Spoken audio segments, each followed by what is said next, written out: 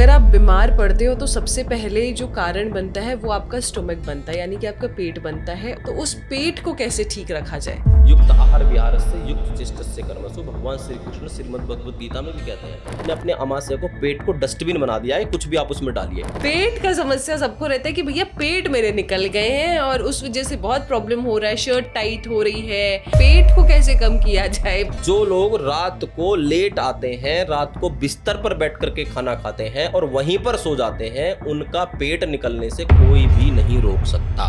ये heart attack का भी कारण बन जाता है। क्या सिर्फ सूर्य नमस्कार करने से आपकी बॉडी फिट रहती है? अगर हाँ, तो सूर्य नमस्कार कितना करना चाहिए, कितने राउंड करना चाहिए? एक एक जॉइंट, एक एक मसल सब उसमें एंगेज हो जाते हैं। पूरी बॉडी में ब्लड सर्कुलेशन हो जाता है, प्राण शक्ति आ जाती है। कोई नाइट शिफ्ट करके आया या मॉर्निंग में ही उसको 4 बजे तक निकल जाना है, ऑफिस जाना है, तो क्या वो सूर्य नमस्कार शाम को भी कर सकता है? बिल्कुल शाम को भी कर सकता है। क्या इससे जो बच्चों की आंखों पे चश्मा लगता है या किसी के भी आंखों पे चश्मा लगता है, क्या वो उतर सकता है? यदि डेली 3 महीने तो कम से कम करके देखिए, आपका नंबर जरूर घटेगा और एक समय आएगा कि आपका चश्मा उतर जाएगा। पैरों का दर्द, जोड़ों का दर्द, आर्थराइटिस, गठिया, तो इसका क्या उपाय है योग के जरिए?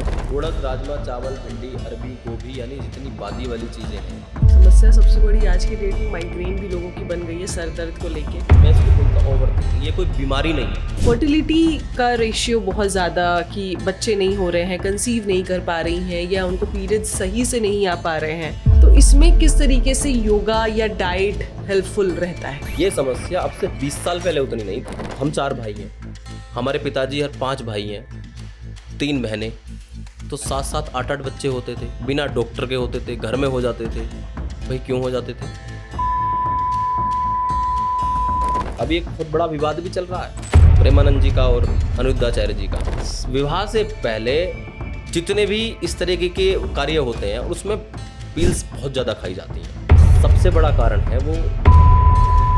कौन सा ऐसा प्राणायाम है जो रोज एटलीस्ट करना चाहिए और कितने मिनट करना चाहिए, चाहे स्वस्थ है कोई चाहे नहीं है, सबके लिए? स्त्री का प्राणायाम बहुत ज़बरदस्त है, वो पूरे के पूरे ब्रेन को एग्जॉस्ट कर देता है। बीपी डायबिटीज वाले जो पेशेंट होते हैं उनके लिए सबसे बेस्ट एक्सरसाइज योगा कौन सा है? आजकल हेयर फॉल की समस्या बहुत हो रही है लोगों को। मीठा नीम जिसको बोलते हैं, कड़ी पत्ता, उसका जूस आपको सुबह सुबह खाली पेट पीना है तो हेयर फॉल से आप बच जाएंगे।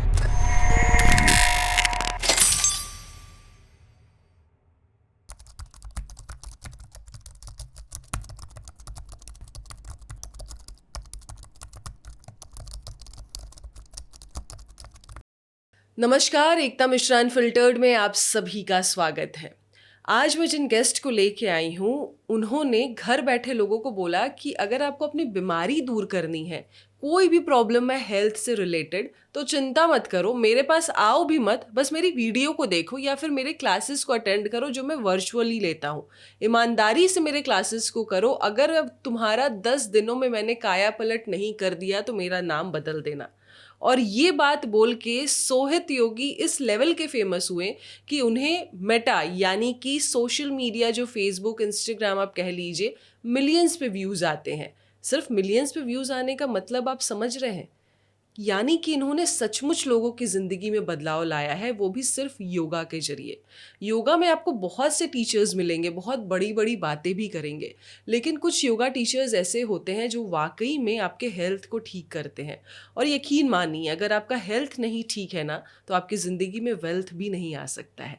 तो इसलिए वेल्थ लाना है तो हेल्थ को ठीक करना बहुत ज़रूरी है। और आज के इस अनफिल्टर्ड प्रोग्राम में हम एक एक बीमारी पे विस्तार से चर्चा करेंगे कि किस तरीके से उसको आप योगा के ज़रिए ठीक कर सकते हैं, चाहे बीमारी बड़ी से बड़ी हो या फिर छोटी सी छोटी, या फिर जिस बीमारी का कोई इलाज है ही नहीं एलोपैथी में। तो चलिए इस पॉडकास्ट की शुरुआत करते हैं, बहुत ही ध्यान से देखिएगा। नमस्कार सोहित जी, धन्यवाद, हमें आपने टाइम दिया और फाइनली हम बैठ रहे हैं एक साथ, काफ़ी लंबे इंतज़ार के बाद। तो आपके तो मैंने व्यूज़ देखे, वाकई बहुत ज़्यादा आपको लोग पसंद करते हैं। एक भी मैंने कोई भी नेगेटिव कमेंट नहीं देखा कि सोहित जी ने तो ये गलत बोला है, और लोगों ने ये बोला है कि अरे उन्होंने तो मेरी ज़िंदगी बदल दी, मैं इतने अब फैट था, इतना वेट था, उन्होंने योगा से कम करवा दिया, पीसीओडी ठीक कर दिया, साइनस आपने ठीक कर दिया लोगों का। तो ये चमत्कार आप कैसे कर रहे हैं सिर्फ योगा के ज़रिए? देखिए, इसमें मैं तो ये कहूँगा कि इसमें मेरा तो कोई योगदान नहीं है, ये योग का ही चमत्कार है। बस सही टीचर होना चाहिए, सही कराने वाला होना चाहिए, और सामने वाला व्यक्ति सही से कर ले, रेगुलर कर ले, तो उसका जीवन अपने आप ही बदल जाता है। क्योंकि योग को मैं जीवनी शक्ति बोलता हूँ, कि अगर आपके जीवन के अंदर जीवनी शक्ति है, यानी प्राण शक्ति है, तो आप ताकतवर बन जाते हैं, आपके अंदर एनर्जी का लेवल बढ़ जाता है। तो जब सुबह उठ करके एक व्यक्ति तो है जो सुबह लेट उठता है, लेट उठने के बाद वो फिर जैसे तैसे उसका पेट साफ हुआ नहीं हुआ, उसके बाद वो सीधा नाश्ता पराठा दुनिया भर की चीज़ें खाई और गाड़ी में बैठा ऑफिस आया, उसका कोई जीवन नहीं है। मैं कहूँ कि यानी उसका कोई ना उसके जीवन में कोई वर्कआउट है, ना योगा है, ना प्राणायाम है, ना ध्यान है, कुछ नहीं है उसके जीवन में। बस उसके जीवन में भोजन है और उसका ऑफिस है। यानी वो एक तरीके से खाने के लिए भाग रहा है और दूसरा वो पैसे कमाने के लिए भाग रहा है। लेकिन उसने अपने, अब जैसा आपने स्टार्टिंग में ही बोला कि हेल्थ इज वेल्थ, सबसे जरूरी है, पहला सुख निरोगी काया है। यदि जीवन के अंदर जो व्यक्ति योग आसन प्राणायाम को धारण करेगा वो बीमार पड़ेगा ही नहीं। मेरी तो एक टैगलाइन भी है, जो व्यक्ति 24 घंटे में 24 मिनट योग नहीं करता, प्राणायाम नहीं करता, आसन नहीं करता, वो निश्चित रूप से आज नहीं तो कल डॉक्टर वैद्य हकीमों के चक्कर काटेगा। काट भी रहे हैं लोग, काट भी रहे हैं। आज किसी भी अस्पताल में जाकर के देखिए, मैंने अभी इसके ऊपर एक वीडियो पोस्ट की थी, तो उसमें हजारों कमेंट आए, 40-45 लाख लोगों ने उसको देखा। उसमें सीधा सीधा लोगों का ये कहना था जी हमारा जीवन बदल गया, हम योग करते हैं, हम ये करते हैं। मैं कहता हूँ, अब ये नहीं कि मैं फिर वही बोलूँगा कि मैं इसमें कुछ नहीं कर रहा हूँ। मैंने जो सीखा, मेरा 15 वर्षों का अनुभव है, योग में मास्टरी की है, एमए किया है, लंबे टाइम से ऑफलाइन और ऑनलाइन क्लास दे रहा हूँ। तो जो मैंने सीखा वो पब्लिक को, अपने सब साधकों को, योग प्रेमियों को, सबको सिखा रहा हूँ, क्लास के माध्यम से भी और वीडियोज़ के माध्यम से भी। क्योंकि वीडियो को, मुझे अभी एक कमेंट आया, हाई कोर्ट में वकील हैं इलाहाबाद में, तो एक कमेंट आया कि गुरुजी मैंने आपकी वीडियो देख करके, आपको फॉलो करके 3 महीने में 17 किलो वजन कम किया। बिल्कुल। तो मैंने हालांकि उनको पूछा भी तुमने क्या क्या किया, मैंने रिप्लाई कर दिया उसको। मुझे अगर कमेंट दिख जाता है मैं रिप्लाई कर देता हूँ। तो मैंने देखा कि मैंने पूछा उनसे, तो उन्होंने कहा कि जी मैंने आपको जो जो आपने डाइट बताया, डाइट प्लान दिया, वो मैंने फॉलो किया, जो एक्सरसाइज बताई वो मैंने फॉलो की। अब उन ऐसे कमेंट को देख के दूसरे लोग फिर हमारे संपर्क में आते हैं, बोलते हैं कि जब इन्होंने केवल वीडियो देखकर 5 मिनट 2 मिनट 10 मिनट या 1 घंटा जो भी वीडियो देखी, अगर हम डेडिकेटेड ढंग से क्लास लेंगे तो क्या रिजल्ट आएगा। उसका रिजल्ट मैं बता देता हूँ। अभी एक हमारे यहाँ प्रेमिला जी हैं, प्रेमिला उपाध्याय जी, उन्होंने 1 महीने में 9 किलो वजन कम किया, और उसके बाद अगले महीने उनका फिर मेरे पे एक कमेंट आता है, एक वीडियो भी वो अपने आप बना के देती हैं। मैं तो किसी को बोलता भी नहीं हूँ कि आप हमें कोई वीडियो दीजिए, कोई टेस्टिमोनियल दीजिए, तो अपने आप एक वीडियो बना के देती हैं कि जी मेरी टी शर्ट, मेरे कपड़े सब लूज हो गए, ढीले हो गए। तो योग का चमत्कार है, अगर सही तरीके से करेंगे। और एक एग्जाम्पल नहीं है ऐसा, आपने सोशल मीडिया पर अगर देखा होगा, हमारे इंस्टाग्राम पर भी एक बना हुआ है सेक्शन रिव्यूज़ का, आप उसे देख सकते हैं। यूट्यूब पर भी बहुत सारी वीडियोज़ हमने पोस्ट की हुई हैं, हजारों की संख्या में स्क्रीनशॉट हमारे पास हैं। बस मैं फिर से कहूँगा, डेडिकेटेड ढंग से करना है, लगन के साथ करना है, रेगुलर करना है, जीवन बदल जाएगा, दवाइयाँ नहीं खानी पड़ेंगी। तो चलिए अब हम एक एक बीमारी से शुरुआत करते, ताकि लोगों के मन में क्लैरिटी बैठे कि किस तरीके से चीज़ों को करना है। कहते हैं कि अगर आप बीमार पड़ते हो तो सबसे पहले जो कारण बनता है वो आपका स्टोमक बनता है, यानी कि आपका पेट बनता है। और पेट खराब यानी कि पूरे शरीर के अंगों में कुछ ना कुछ, कहीं ना कहीं प्रॉब्लम आने शुरू हो जाते हैं। तो उस पेट को कैसे ठीक रखा जाए? देखिए, पेट को पहले तो मैं आपको कहूँगा कि हम जितना खाते हैं, सबसे बड़ा रोल है जीवन में भोजन का, आहार का। युक्त आहार विहारस्य युक्त चेष्टस्य कर्मसु, भगवान श्री कृष्ण श्रीमद् भगवद गीता में भी कहते हैं कि आपका आहार संतुलित होना चाहिए, युक्त होना चाहिए, और व्यवहार भी संतुलित होना चाहिए, सही होना चाहिए। तो यानी आपका जब आहार, आप देखो आप क्या खा रहे हो, कितना खा रहे हो, क्वालिटी क्या है उसकी, और किस समय खा रहे हो। ये 3 बातों का, 4 बातों का ध्यान रखना बहुत आवश्यक है कि किस समय पर खा रहे हो, कितना खा रहे हो, क्या खा रहे हो, और उसकी गुणवत्ता क्या है। यदि आप ये नहीं देख रहे हो, आप कुछ भी खा रहे हो, तो आप खा नहीं रहे हो, आप डाल रहे हो। आपने अपने स्टमक को डस्टबिन बनाया, आपने अपने आमाशय को, पेट को डस्टबिन बना दिया है, कुछ भी आप उसमें डालिए। अब आप वॉश बेसिन पे अपने मुख को धोते हो, ब्रश करते हो, कभी आपने वॉश बेसिन के नीचे जाता हुआ पाइप खोल के देखा है? कभी उसको खोल के देखना। उस पाइप को जब खोल के देखोगे तो उसमें अंदर देखोगे कितना कचरा, कहीं बाल, आपकी सब बलगम जो भी आप वहाँ उसमें डालते हो वो सब वहाँ जमा रहता है। कुछ परसेंट तो निकल जाता है जो ज़्यादा पानी का प्रेशर जाता है, बाकी उसके चारों ओर बिल्कुल काला पड़ चुका होता है और बहुत बुरी स्थिति होती है। आप ऐसे समझिए, जो हमारी आहार नाल है 22 फुट लंबी है, मुंह से लेकर के एनस पॉइंट तक 22 फुट लंबी आहार नाल है।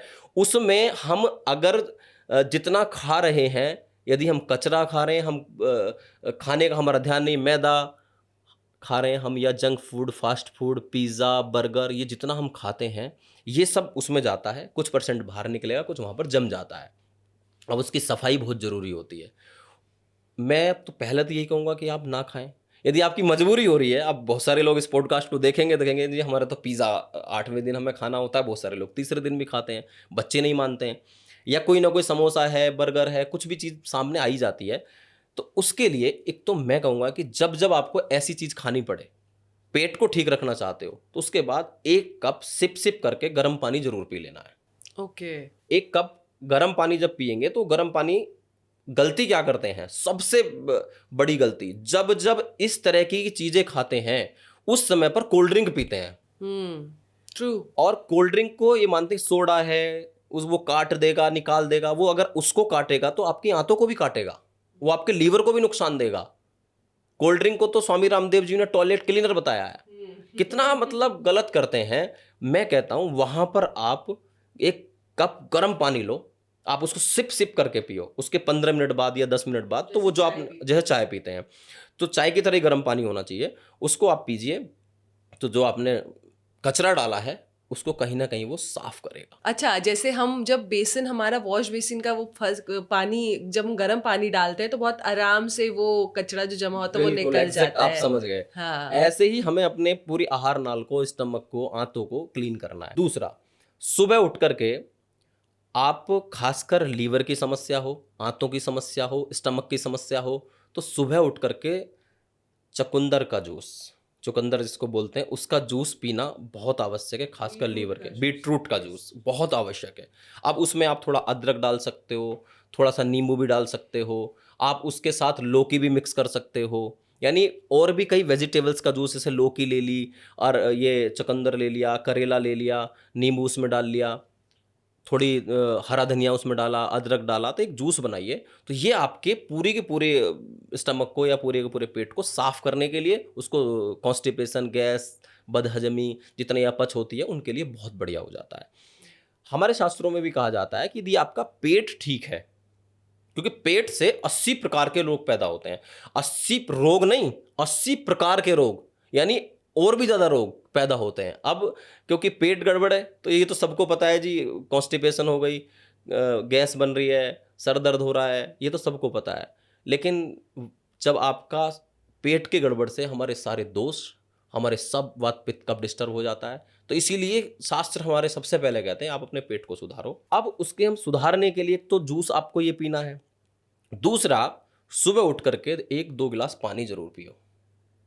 अभी मैंने भी एक वीडियो बनाई तो उसमें यही दिया कि सब सुबह उठ करके सबसे अच्छा क्या है, चाय या पानी। तो सबसे अच्छा तो गर्म पानी है, गुनगुना पानी है, ठंडा पानी भी नहीं लेना है, गुनगुना पानी पीजिए या गर्म पानी पीजिए सुबह उठ करके, तो आपका पेट साफ हो जाएगा। और जब पेट साफ हो जाएगा, कब्ज की समस्या नहीं होगी, तो बहुत सारे रोग अपने आप ही नहीं आएंगे। साथ में आप कर सकते हो, बहुत सारे लोगों को पुरानी कॉन्स्टिपेशन होती है, उनको सुबह उठ करके 2 गिलास पानी पियो बैठ के, कागासन, उकड़ू आसन में जिसको बोलते हैं, मालासन भी बोलते हैं, बैठ करके पानी पीजिए। और खड़े होकर के पूरी बॉडी को ऊपर की ओर स्ट्रेच कर दो, ताड़ासन कर दो, और थोड़ा सा वॉक कर लो 10 मिनट 15 मिनट, आपका पेट पूरी तरह से साफ हो जाएगा। यहाँ पर कई लोगों का एक क्वेश्चन भी आएगा कि जी पानी पीने के बाद तो हमें टाइम ही नहीं मिलता, तुरंत टॉयलेट जाना पड़ता है। अरे ये तो बहुत अच्छी बात है, अगर पानी बिना पिए आप टॉयलेट चले जाओ और अच्छी बात है, पानी पी करके जाओ और समय आसन का नहीं मिल रहा, कोई बात नहीं, पेट ही तो साफ करना है, उसी के लिए हम आसन कर रहे हैं। तो आप पेट को साफ करिए और फिर उसके बाद अपना कुछ नियमित रूप से आधा घंटा, 1 घंटा, 24 मिनट योग अभ्यास करिए, तो पेट आपका पूरी तरह से ठीक हो जाएगा। जैसे ना पूरे बॉडी का एक वेट तो सही रहता है, जैसे हाथ का स्ट्रक्चर सही है, सब सही है, लेकिन पेट का समस्या सबको रहता है कि भैया पेट मेरे निकल गए हैं और उस वजह से बहुत प्रॉब्लम हो रहा है, शर्ट टाइट हो रही है या कहीं भी शरीर अच्छा नहीं दिख रहा, शरीर की बनावट खराब हो गई है, तो पेट को कैसे कम किया जाए? बहुत बड़ा क्वेश्चन है ये। हाँ, मैं भी देखता हूँ कि मुझे ना सर केवल बेली फैट कम करना है, पेट की चर्बी को कम करना, ऑल ओवर बॉडी मेरी ठीक है, बस मेरा ना बेली फैट है, इसको कम करना है। हमारे कैमरा पर्सन का भी तो वही हालत है। सबका यही हाल है, बुरा हाल है ये, और खासकर प्रेगनेंसी के बाद हमारी माताओं बहनों का वो ज्यादा हो जाता है। उनको बेली फैट रह जाता है, और पुरुषों का भी बेली फैट बहुत ज़्यादा होता है और लिमिट से ज़्यादा भी हो जाता है, कई बार 8-10 इंच भी बाहर निकल जाता है। कई बार तो इतना मोटा पेट हो जाता है कि उनको लिखने के लिए टेबल की आवश्यकता नहीं होती, उसी पर लिख लेते हैं। तो ये स्थिति भी है, पर इसमें सावधान होना है। वेट आपका चाहे पेट हो या ऑल ओवर बॉडी का वेट हो, ये हार्ट अटैक का भी कारण बन जाता है। हार्ट के ऊपर इफेक्ट डालता है, लीवर खराब हो जाता है। मैं तो कहता हूँ लीवर की गड़बड़ होने से भी पेट बाहर निकलता है, मेटाबॉलिक सिस्टम के गड़बड़ होने से पेट बाहर निकलता है। तो आपको 2 काम बहुत जरूरी है उसमें करने। एक तो आपको डाइट सुधारनी है। जो लोग रात को लेट आते हैं, रात को बिस्तर पर बैठ करके खाना खाते हैं और वहीं पर सो जाते हैं, उनका पेट निकलने से कोई भी नहीं रोक सकता, ये समझ लीजिए। यदि खाने में और सोने में 2 से 3 घंटे का गैप नहीं करोगे तो आपका पेट 100% बाहर आएगा, और पेट के साथ साथ पूरी बॉडी पे भी फैट आ जाएगा। पेट तो सबसे पहले आ जाता है, सीधा सीधा वहां ज्यादा कुछ मेहनत करनी नहीं है, वहीं खाया वहीं फैट बना और वहीं का वहीं लगा दिया उसने, समझिए। वहीं खाया तो वहीं का वहीं उसने लगा दिया कि यहीं आप देखो, जैसे आप खाना खाने के बाद थोड़ा बाहर आ जाता है, और खाना जब आप सुबह साफ हो जाता है, पेट साफ हो जाए तो आपका पेट अंदर चला जाता है। तो थोड़ा अंतर तो 1 आध इंच का अंतर तो वहाँ भी हो जाता है केवल खाना खाने से। तो एक तो आपको रात का खाना 2 घंटे का गैप तो कम से कम, नहीं तो 3 घंटे का गैप करिए। और दूसरा, डेली योग एक्सरसाइज जरूर करिए। यदि नहीं करोगे तो पेट तो निकलेगा। अब पेट की बहुत सारी एक्सरसाइज है, आधा घंटा कपालभाति कर लो, केवल कपालभाति।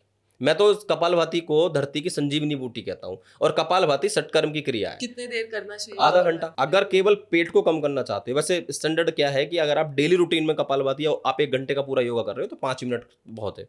लेकिन यदि आप कपालभाति कर रहे हो केवल, नहीं मेरा और बस की, मुझे सूर्य नमस्कार नहीं करना है, और आसन नहीं करना है, एक्सरसाइज नहीं करनी है, तो मुझे आधा घंटा कपालभाति करना होगा फिर, और पेट को कम करने के लिए, और डाइट को कंट्रोल करना होगा। फिर देखो आपका 40 दिन में पेट अंदर। कोई बड़ी बात नहीं है पेट को अंदर करने में। मैं मानता हूं बेली फैट सबसे टफ है, इस पे बहुत मेहनत करनी पड़ती है, पर डाइट, कपालभाति और कुछ और आसन मिला के आप अगर करते हो तो 40 दिन में फ्लैट आपका टमी हो जाता है। इसके लिए बड़ी चीज नहीं है। अच्छा, कहते हैं कि अगर आप सूर्य नमस्कार सुबह कर लो तो आप फिट रहोगे, मतलब आपका बॉडी प्रॉपर फिट रहेगा। तो सूर्य नमस्कार, क्या सबसे पहले तो ये बताइए कि सिर्फ सूर्य नमस्कार करने से आपकी बॉडी फिट रहती है? नंबर 2, अगर हाँ तो सूर्य नमस्कार कितना करना चाहिए, कितने राउंड करना चाहिए? देखिए, सूर्य नमस्कार में 8 आसन होते हैं और 12 स्टेप होते हैं, क्योंकि 4 रिपीट हो जाते हैं। सूर्य नमस्कार आपके पैर के अंगूठे से लेकर के सर के चोटी वाले भाग तक पूरी बॉडी की एक्सरसाइज हो जाती है। सूर्य नमस्कार से एक एक जॉइंट, एक एक मसल सब उसमें एंगेज हो जाते हैं, पूरी बॉडी में ब्लड सर्कुलेशन हो जाता है, प्राण शक्ति आ जाती है। इसलिए कहा जाता है कि सूर्य नमस्कार के करने से आप फिट रह सकते हो। मैं कहता हूं जिनके पास टाइम नहीं है वो कम से कम 20-21 सूर्य नमस्कार अपने सुबह कर लें, उसमें पूरी बॉडी की एक्सरसाइज हो जाएगी। और 20 सूर्य नमस्कार करने के लिए 15 मिनट या 20 ही मिनट लगेंगी, ज़्यादा टाइम नहीं लगेगा। अब अपने लिए इतना समय तो निकाल ही सकते हैं। अब उसकी लिमिट नहीं है। यदि आप केवल सूर्य नमस्कार करना चाहते हो कि नहीं मुझे तो और कुछ करना नहीं, सूर्य नमस्कार करना है, मेरे पास टाइम है 1 घंटे का, तो अब 1 घंटा सूर्य नमस्कार करिए। कई सेलिब्रिटी को मैं जानता हूँ 200 सूर्य नमस्कार डेली करते हैं। और मैं एक ऐसे व्यक्ति को भी जानता हूँ कि जिन्होंने 20,000 सूर्य नमस्कार किए हैं, वर्ल्ड रिकॉर्ड बनाया। 37 घंटे लगातार बिना खाए, बिना पानी पिए, बिना वॉशरूम गए 37 घंटे लगातार सूर्य नमस्कार का अभ्यास किया। तो संदीप आर्य, उसका भी नाम एक बड़ा है। तो वो किसकी ताकत है? और प्योर वेजिटेरियन है, कोई एग नहीं, कोई चिकन नहीं, कोई मटन नहीं, कोई पाउडर नहीं, कोई प्रोटीन नहीं, सिर्फ अपने घर का खाना, दूध दही वाला हरियाणा का छोरा, तो उसने ये कमाल भी करके दिखाया। तो आपको उस ओर नहीं जाना, आपको वर्ल्ड रिकॉर्ड नहीं बनाना है। स्वस्थ रहने के लिए करना चाहते हो तो कम से कम भाई 20 सूर्य नमस्कार तो प्रतिदिन करना शुरू कर दो। हम अपनी क्लास में प्रतिदिन सूर्य नमस्कार कराते हैं। कोई कहेगा कि जी बोर हो रहे हैं, कोई बात नहीं, एक दिन नहीं कराते हैं, चलो अगले दिन फिर कराएंगे, एक दिन छोड़ देंगे बीच में फिर। लेकिन मैं उनको ये भी बोलता हूँ कि कड़वी दवाई तो कड़वी होती है। अगर बोर हो रहे हो तो यानी आपको आपको कहीं ना कहीं असर करेगा, इस बोर से ही तो बाहर निकलना है। सूर्य नमस्कार हिंदू, मुस्लिम, सिख, ईसाई, पिछले दिनों सूर्य नमस्कार में विवाद भी हुआ। मुसलमानों का हम क्यों करें सूर्य नमस्कार? भाई सूर्य नमस्कार को, कि सूर्य नमस्कार यानी सूर्य को नमस्कार करना, मैंने कहा भी ये फिजिकल एक्सरसाइज के रूप में कर लो। इसमें आसन है, हस्तोत्थान आसन है, पादहस्तासन है, अश्व संचलन है, भुजंगासन है, दंडासन, इसमें बहुत सारे आसन आते हैं। तो इन सारे आसनों को कर लो। विदेशियों ने तो बहुत अच्छे से अपना लिया इन चीजों को। विदेशी जब अपनाते हैं तभी तो भारत के लोग अपनाते हैं। यही सबसे ये एक बड़ी प्रॉब्लम है हमारे भारतीय लोगों की। तो सूर्य नमस्कार को प्रतिदिन करो और इसकी लिमिट मिनिमम आप 20 तो करो ही कम से कम, और मैक्सिमम 100 कर लो। 1 घंटे में 100 सूर्य नमस्कार हो जाएंगे। तो आप देखो फिर बॉडी आपकी कैसे फ्लेक्सिबल होगी, वेट नहीं बढ़ेगा। अब वहाँ यहाँ एक बात आती है, बहुत सारे लोग कहते हैं जी मैं खाना चाहता हूँ, खाना चाहती हूँ, मेरा मन करता है खाने का। तो मैं उनको ये कहता हूँ तो वर्कआउट भी करना पड़ेगा। अगर आप खाना चाहते हो, शरीर को हिलाना नहीं चाहते, तो फिर आपको बीमारियों का सामना, मोटापे का सामना तो करना पड़ेगा। जैसे जैसे वेट बढ़ेगा, एंकल में पेन होगा, एडी में भी पेन होगा, घुटने में भी पेन होगा, बैक में भी पेन आ जाएगा। जब पेट बाहर निकलता है तो L4, L5, S1 की भी दिक्कत हो जाती है, साइटिका की भी प्रॉब्लम हो जाती है, क्योंकि पेट बाहर, आगे को ऐसे पेट गया, पीछे से नर्व कंप्रेस हो जाती है, तो ब्लड सर्कुलेशन रुका तो कभी नीचे लेग में पेन जाएगा। तो पेट नहीं निकलना चाहिए। मैं कहता हूँ पूरी बॉडी का वेट बढ़ना ही नहीं चाहिए। अच्छा, जैसे सूर्य नमस्कार आपने बोला सुबह सुबह करना है, मान लीजिए कि कोई नाइट शिफ्ट करके आया या मॉर्निंग में ही उसको 4 बजे तक निकल जाना है, ऑफिस जाना है, क्योंकि शिफ्ट्स होती हैं लोगों की, तो क्या वो सूर्य नमस्कार शाम को भी कर सकता है? ये योगा बिल्कुल शाम को भी कर सकता है? बिल्कुल शाम को भी कर सकता है, क्योंकि दोनों समय, सुबह और शाम, जब सूर्य उदय हो रहा हो एक समय बहुत अच्छा होता है, सायंकालीन सूर्य अस्त हो रहा हो वो भी समय अच्छा होता है। फिर इसके बाद आपके पास में अगर रात को 9 बजे टाइम है तो आप 9 बजे करो, लेकिन करो समथिंग बेटर देन नथिंग। कुछ ना करने से कुछ करना अच्छा है। रात को 9 बजे करो, 10 बजे करो। मेरी क्लास रात को 7 से 8 भी होती है, 8 से 9 भी होती है, सुबह 5 से 6 भी होती है, दिन में 11 से 12 भी होती है। अब वो अपने आप आपको टाइम सेट करना पड़ेगा कि मैं इस समय कर पाऊंगा कि नहीं कर पाऊंगा। बस ध्यान ये रखना है कि आपने जो या तो लंच किया हो, जैसे शाम को लोग करते हैं, उनको ये ध्यान रखना है कि जो लंच हो वो 4 घंटे पहले हो जाए या 5 घंटे पहले हो जाए, या कोई लिक्विड लेते हो तो वो कम से कम 2 घंटे पहले हो जाए। तो आप उसके बाद कर सकते हो कि स्टमक के अंदर कुछ भी आपका भोजन आहार नहीं होना चाहिए, स्टमक आपका खाली हो जाना चाहिए। कोशिश करो शाम को टॉयलेट जाके आप फ्रेश होके करें। अगर नहीं आप कर पाते हो शाम को, सब लोग एक ही टाइम, बहुत सारे लोग एक ही टाइम जाते हैं, तो शाम को फिर भी योगा आप कर सकते हो, क्योंकि स्टमक में कुछ नहीं होना चाहिए। जो वो डाइजेस्ट होके आपका रेक्टम में पहुंच चुका है, मलाशय में पहुंच चुका है, उससे उतनी प्रॉब्लम नहीं होगी। तो शाम को भी योगा करने में, सूर्य नमस्कार करने में कोई समस्या नहीं होती है। आजकल ना जब बच्चे पैदा हो रहे हैं 1-2 साल बाद से ही, या जब वो स्कूल जाने लगते हैं, तब तुरंत टीचर बोल देते हैं कि उनकी आईसाइट वीक हो रही है, आपको चश्मा लगवाना पड़ेगा। तो ये प्रॉब्लम क्यों हो रही है और क्या इसका योगा में सॉल्यूशन है? देखिए, प्रॉब्लम का तो बड़ा कारण इसका है, जो अ, आज का जो वर्तमान का जो समय है वो तो है स्क्रीन। क्योंकि ये समस्या अब से 20 साल पहले उतनी नहीं थी। ट्रू। आज गर्भ में जब बच्चा होता है तो माँ फोन देख रही है, टीवी के आगे है, लाइट, उनका कोई जीवन का लाइफ स्टाइल नहीं है कुछ भी, लाइट जली हुई है, आंखों पे प्रेशर पड़ रहा है, तो कहीं ना कहीं बच्चे के अंदर वहीं से शुरुआत हो जाती है। अब जब बच्चा पैदा होता है उसके बाद छोटे बच्चे को भी एकदम से लाइट जलाएंगे आंखों पे। आप देखो, अभी हम इस रूम के अंदर लाइट ऑफ कर दें और फिर उसके बाद अचानक से 1 मिनट बाद लाइट ऑन करेंगे तो आपको कैसा लगेगा? आंखें कितना दुखने लगेंगी। तो यानी वो इसका मतलब गलत है, वो सहन नहीं कर पा रही हैं। और वहाँ तो रात में सोए 10 घंटे, 8 घंटे या 6 घंटे, सुबह एकदम से लाइट ऑन करते हैं। मैं बहुत बोलता हूँ इस बारे में, लाइट नहीं ऑन करनी चाहिए। वो एक समाधान है कि अपने हाथों को ऐसे ऐसे रब करो अच्छे से। आप अगर 1 मिनट से ज़्यादा कभी भी आंखें बंद कर रहे हो, तुरंत आप हाथों को ऐसे रब करो और आंखों को अपने फेस के ऊपर लगाइए, आंखों के ऊपर लगाओ और आंखों को अंदर ही अंदर खोलो। आंखों खोलिए, बंद कीजिए हाथों के ऐसे, और फिर हाथों को हटा लीजिए। यानी सीधा सीधा है कि लाइट में धीरे धीरे आंखों को लेकर के आना है, धीरे धीरे लाइट में, प्रकाश में अपनी आंखों को खोलिए, बंद कीजिए। डायरेक्ट खोलेंगे तो आंखें कहीं ना कहीं वीक होंगी। दूसरा, आज बच्चों को आप देखोगे कंबल के अंदर, चादर के अंदर लाइट ऑफ करके मोबाइल चलाते हैं, रूम को बंद करके टीवी देखते हैं फुल ब्राइटनेस पे, तो आंखें बचेंगे कि जाएंगी? उनको यही नहीं पता है, पढ़ाई कर रहे हैं, सामने से लाइट पड़ रही है आंखों के ऊपर, तो आंखें बचेंगी कि जाएंगी?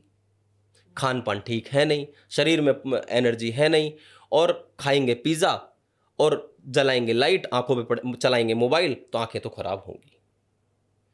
अब उसके समाधान है, आंखों की बहुत सारी एक्सरसाइज हैं। सुबह नंगे पैर थोड़ा घास में चलो, आंवले का सेवन करो, जल नेती करिए, इस तरीके की चीज़ें करेंगे तो आंखें ठीक हो जाएंगी। और फिर जितनी भी ये ब्लैक सर्कल है, इसको घुमाने वाली जितनी भी एक्सरसाइज है, ये सब जानते हैं आजकल, ऊपर नीचे, ये सारी एक्सरसाइज करिए। इससे क्या होगा, आंखों के पीछे जो तार है या जितनी नर्व जा रही हैं ब्रेन से कनेक्ट है, चाहे ऑप्टिक नर्व हो या जितनी भी, उनको सबको मजबूती देती हैं एक्सरसाइज।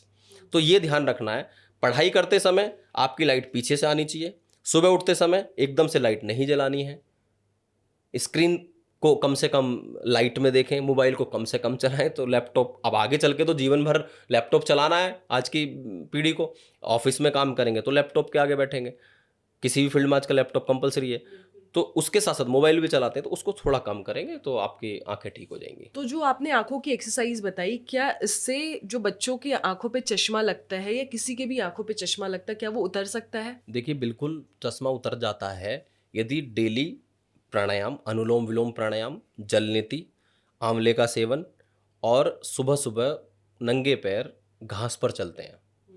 और राजीव दीक्षित जी, स्वर्गीय राजीव दीक्षित जी बोलते थे कि सुबह उठ करके अपने मुंह का सिलाइवा, जैसे सुबह उठते हैं मुंह का सिलाइवा अपनी आंखों के अंदर लगाओ, तो इससे चश्मा बहुत सारे लोगों का उतर जाता है। बस ये है कि थोड़ा लंबे टाइम तक, 3 महीने 4 महीने लगातार इन सब चीज़ों को करना पड़ता है। बहुत सारे लोग क्या करते हैं, 10 दिन 5 दिन करते हैं, छोड़ देते हैं। अनुलोम विलोम कम से कम 15 से 20 मिनट, और जलनेती लेकिन आपको किसी योग्य टीचर से, गुरु से सीखनी होगी। और सुबह सुबह 15-20 मिनट घास पे चलना, और कम से कम 1 आंवले का सेवन। तो ये आप देखिए कुछ दिन करके, 3 महीने तो कम से कम करके देखिए, आपका नंबर जरूर घटेगा और एक समय आएगा कि आपका चश्मा उतर जाएगा। पैरों का दर्द, जोड़ों का दर्द, आर्थराइटिस, गठिया, ये बहुत आजकल प्रचलित है। मतलब बहुत कम एज में लेडीज़ को भी हो जा रहा है। इनफैक्ट उनका बुढ़ापा भी नहीं आया होता है, 35-33 एज की रहती हैं और उनको ये सारे प्रॉब्लम्स घेर लेते हैं, जिस वजह से उनको लगता है कि उनकी नी की सर्जरी करवानी पड़ेगी, कुल्हे हटाने पड़ेंगे घुटने के। तो इसका क्या उपाय है योग के जरिए? इसमें सबसे पहले हम कारण पे विचार करेंगे, इसका कारण क्या हो सकता है।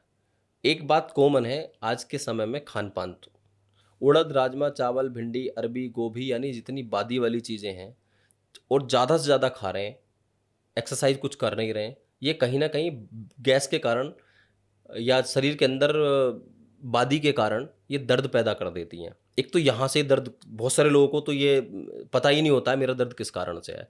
अगर आज दर्द है, कल नहीं है, परसों है, फिर नहीं है, तो उनको देखो कि पहले क्या खाया है। यदि किसी ने शाम को भिंडी खाई है, तो अगले दिन वो कहीं ना कहीं दर्द जरूर बताएगा बॉडी के अंदर, कारण कि कोई पार्ट वीक हो गया तो वहाँ गैस टकराएगी और वो दर्द बनाएगी। कभी सर में बताएगा, कभी शोल्डर में बताएगा, कभी घुटने में, कभी एंकल में, कभी पिंडलियों में, कभी टांगों में। उड़द खाए, राजमा खाए, भिंडी खाई, अरबी, गोभी, ये सब गैस वाली चीज़ें हैं, इनको थोड़ा सा अवॉइड करना, बचना है। साथ ही साथ रात को 1 चम्मच तो मेथी भिगोनी है। ये इसके ऊपर बहुत सारे आयुर्वेदाचार्य बोलते हैं, योगाचार्य बोलते हैं। 1 चम्मच मेथी सुबह उसको आपको खाना है खाली पेट।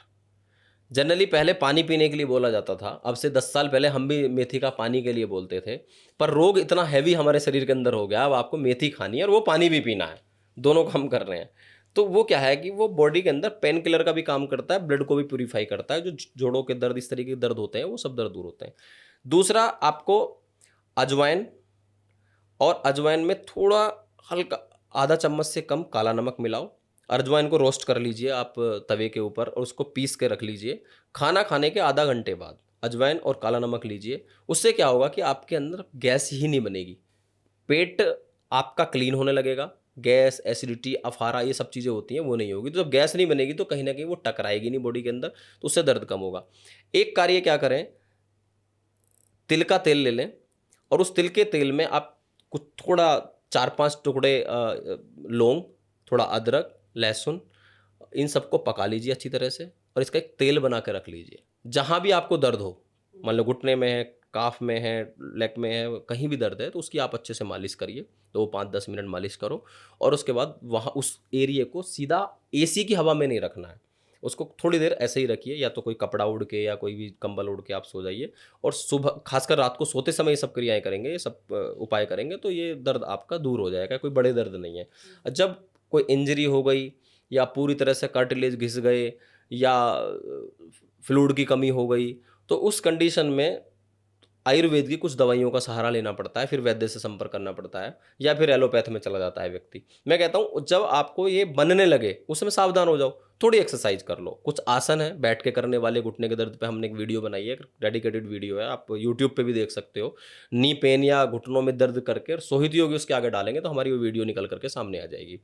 तो उस वीडियो के साथ आप घुटनों की एक्सरसाइज करो पूरी तरह से।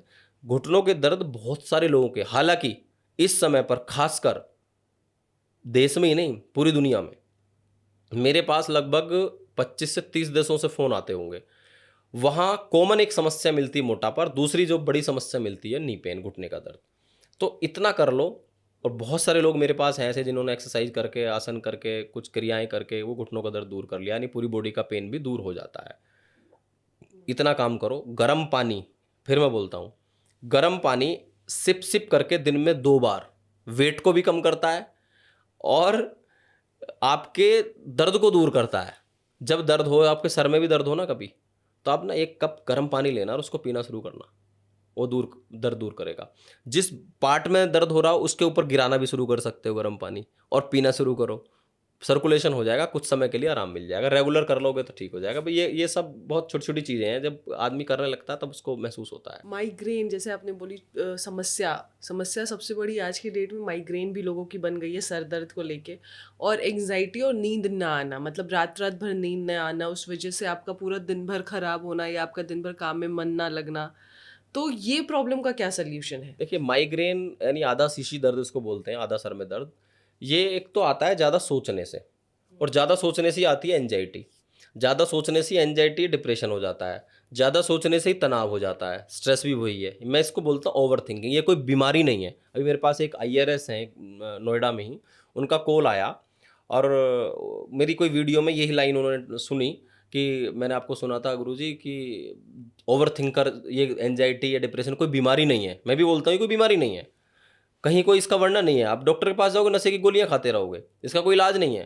पर मैंने कहा कि ये कोई बीमारी नहीं है, ये आपकी सोचने की, ओवर थिंकिंग की बीमारी है। आप सोचते रहो मुझे ये होगा, ऐसे हो जाएगा, ऐसा हुआ था, वैसा हुआ था, ऐसा सोचना शुरू करो आप एक बार कि मैं ये कर पाऊंगा कि नहीं कर पाऊंगा। अभी हम सोचने लगे, हम पॉडकास्ट कर रहे हैं, चलेगा कि नहीं चलेगा। अभी हमें तनाव यहीं बैठे बैठे आ जाएगा, आएगा कि नहीं आएगा? सोचो, हम इतनी मेहनत कर रहे हैं, हम पूरा सेटअप लगा के टाइम भी निकाल के बैठे हैं, एडिटिंग भी करेंगे, टीम लगेगी 10-5 लोगों की।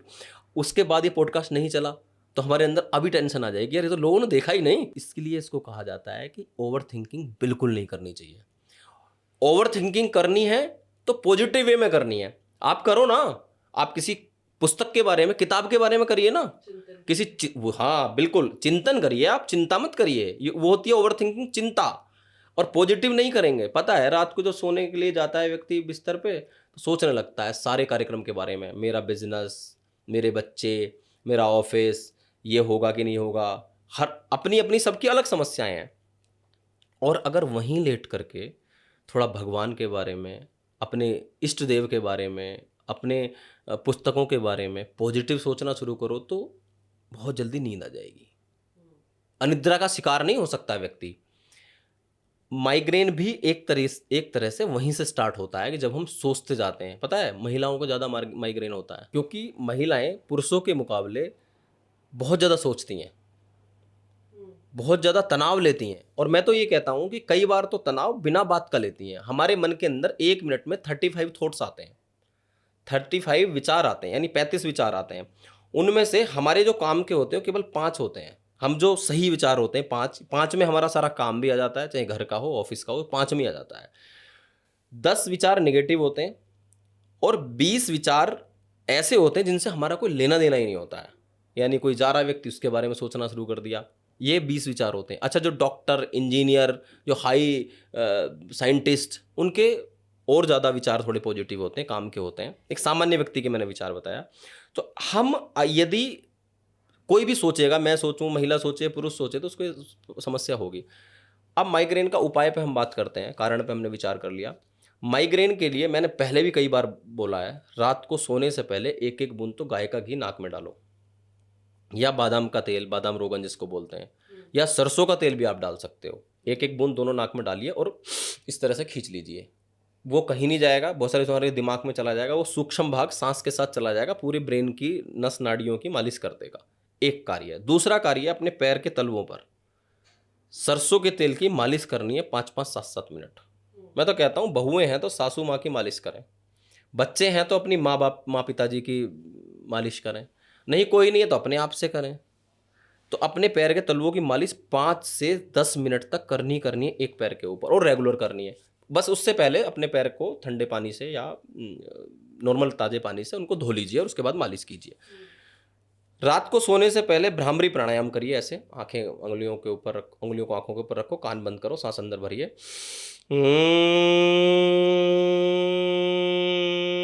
इसको पूरा खींच के कम से कम 20-25 बार आप करिए। बिस्तर पर लेट के करिए, सुबह भी कर सकते हो, सुबह उठने के बाद। खासकर माइग्रेन का पूरा ट्रीटमेंट बता रहा हूँ मैं। अब एक मेडिसिन भी इसमें बहुत काम करती है, मैं तो उसको खैर मेडिसिन नहीं मानता। स्वामी रामदेव जी की एक मेधावटी औषधि आती है। जरूरी नहीं है कि उसको माइग्रेन में ही लेना है।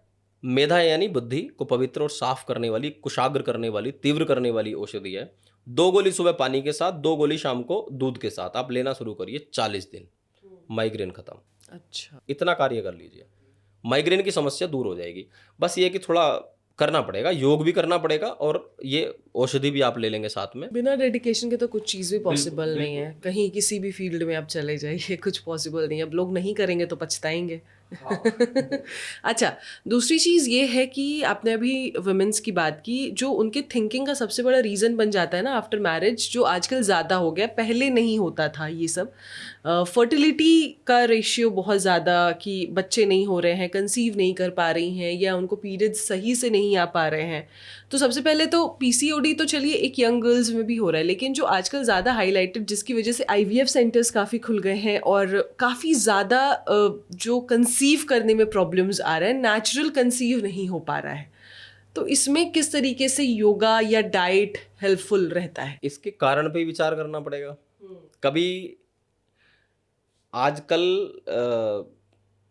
वेट बढ़ना इसका एक बड़ा कारण है। मैंने देखा है जिनका वजन बहुत ज़्यादा होता है उनको कंसीव करने में बहुत प्रॉब्लम होती है। मतलब ना के बराबर ही चांस रहते हैं कि उनको गर्भधारण हो सकता है। वो कहीं ना कहीं डॉक्टरों के चक्कर काटते रहते हैं। यानी वेट को कम करना है। सबसे पहले किसी का वेट अगर बढ़ा हुआ है और उसको बच्चा नहीं हो रहा है तो डॉक्टर सबसे पहले उसको बोलेगा कि वेट कम करके आओ। लेकिन कई बार जिनका वेट भी कम होता है उनको भी ये समस्या हो जाती है, लेकिन कम मात्रा में होती है। खान पान, साथ में आज जब एक युवा स्थिति में होती है लड़की, युवावस्था में होती है, 15-16 साल की स्थिति में आती है, तो उस समय पर सबसे ज़्यादा खान पान गड़बड़ होता है।